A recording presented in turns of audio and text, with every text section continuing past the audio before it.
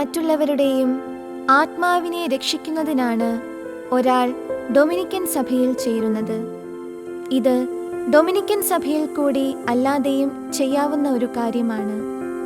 പക്ഷേ ഒരാൾ ഡൊമിനിക്കൻ സഭയിൽ ചേർന്നു കഴിഞ്ഞാൽ പിന്നെ ഇത് നിർവഹിക്കേണ്ടത് ഡൊമിനിക്കൻ സഭയുടെ ആധ്യാത്മികതയിൽ കൂടിയാണ്.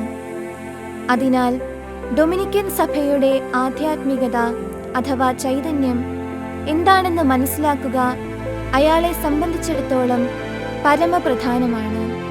എന്താണ് ഡൊമിനിക്കൻ ചൈതന്യം? തൻ്റെ സഭയുടെ ലക്ഷ്യമായി വിശുദ്ധ ഡൊമിനിക് ഉദ്ദേശിച്ച കാര്യവും അത് നേടാനായി അദ്ദേഹം നിർദ്ദേശിച്ച മാർഗങ്ങളുമാണ് ഡൊമിനിക്കൻ ചൈതന്യത്തിൻ്റെ ചുരുക്കം.